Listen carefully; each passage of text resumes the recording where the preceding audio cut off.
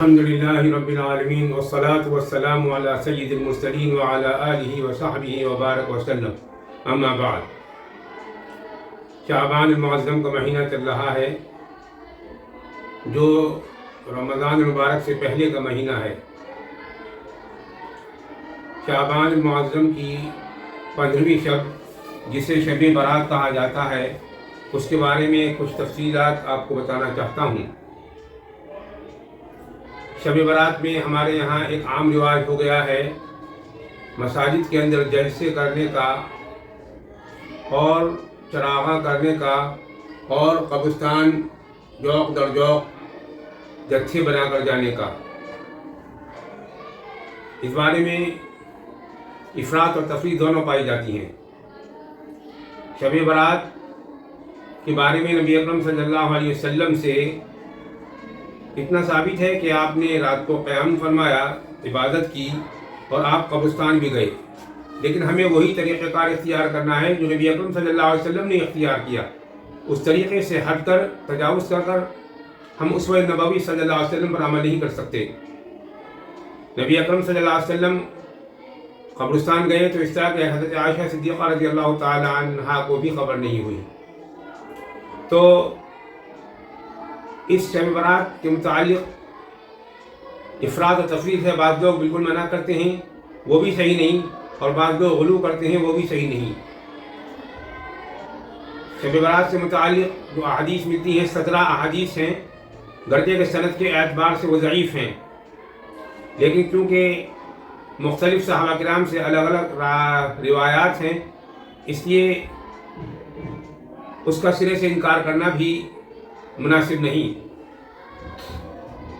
شب برات میں آپ نے فرمایا قوموا لیلھا وصوموا نہارھا، تمام اعمال کے فیصلے اللہ تبارک تعالیٰ کے یہاں ہوتے ہیں۔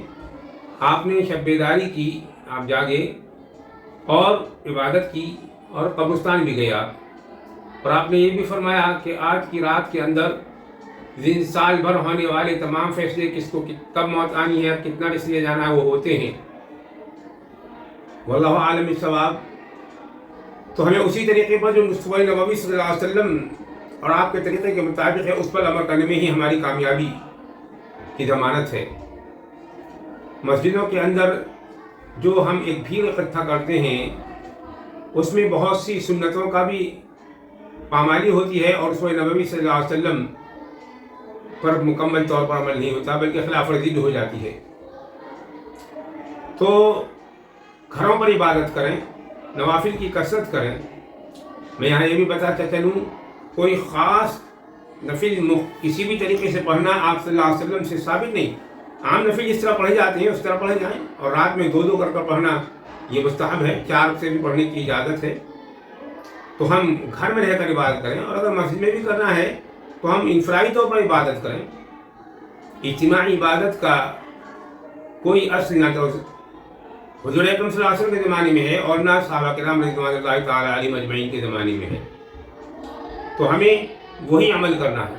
آج کل براربی کا زمانہ ہے، اگر ہم گھر پر نہیں کر سکتے تو مسجد میں یقیناً کر لیجئے، لیکن انفرادی طور پر کوئی شور و شرابہ نہیں ہونا چاہیے، کوئی سنت کے خلاف بات نہیں ہونی چاہیے، ایک بات۔ دوسری یہ قبرستان جانے کا رواج جو ہمارے معاشرے کے اندر پڑ گیا ہے اور اس کو ضروری سمجھ لیا گیا ہے، یہ بھی غلط ہے۔ آپ گئے 15 شعبان میں، حضرت عائشہ صدیقہ رضی اللہ تعالی عنہا کو بھی خبر نہیں ہوئی، اور اسی طریقے سے ہمیں جانا چاہیے قبرستان جا کر اپنے مردوں کی یاد آئے، کوئی سارے ثواب کریں، ہمیں اپنی موت کو یاد آئے کہ ہمیں بھی یہیں پہ ہی آنا ہے، اور قبر پہلی منزل ہے آخرت کی منازل میں سے۔ لیکن کبھی نہ بھی جائے، اور جائے بھی تو سنت نبوی صلی اللہ علیہ وسلم کے مطابق۔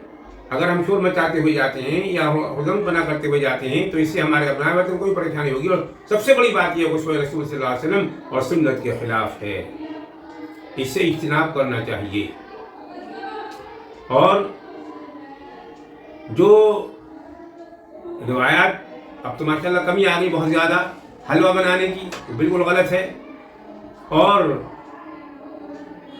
روزہ جہاں تک ہے البتہ وہ ثابت ہے، روزہ آپ صلی اللہ علیہ وسلم نے فرمایا، ابھی حالانکہ ضعف کے اعتبار، سند کے اعتبار سے وہ تمام روایات جو 17 صحابہ سے منقول ہیں گرچہ کہ ضعیف ہیں لیکن طرق صحابہ سے منقول ہے، اس میں روزہ رکھا جا سکتا ہے، لیکن نفل روزہ ہے، اگر کوئی روزہ نہ رکھے تو اسے مطلوب نہیں کیا جا سکتا۔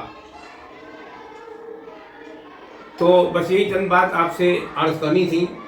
بے راوی سے ہم بچیں، جب بیداری کریں، اگر ہم گھر پر کریں، انفرادی طور پر کریں، تھوڑا آرام بھی کریں، فجر کی نماز باجماعت پڑھیں، اگلے دن کا روزہ بھی رکھیں، کوئی حرج نہیں ہے۔ لیکن جو طریقے رسول اکرم صلی اللہ علیہ وسلم میں نے آپ کو بتایا، اس طریقے میں ہی ہماری عمل کرنے میں ہماری کامیابی ہے، اس سے ہٹ کر عمل کرنے میں ظاہر ہے کہ اس کی برکتیں ہم کما حق حاصل نہیں کر سکتے۔ بے رحمی سے ہمیں بچنا چاہیے اور سب کو ان باتوں کو بتانا چاہیے۔ اپنے نزدیک علماء سے اس کے بارے میں رابطہ قائم کریں اور مجھ سے بھی رابطہ قائم کر سکتے ہیں۔ اللہ تعالی ہمیں شب برات کی اصل اور اس میں جو اسوہ رسول صلی اللہ علیہ وسلم کے مطابق عمل کرنے کی ہمیں توفیق عطا فرمائے۔ بس یہی چند باتیں آپ سے کہنی تھیں۔ اللہ تعالی ہمارے حق میں خیر کے اور بہترین فیصلے فرمائے اور اپنے اپنے وقتوں پر ہم سب کا خاتمہ ایمان پر فرمائے۔ وآخر دعوانا الحمدللہ رب العالمین۔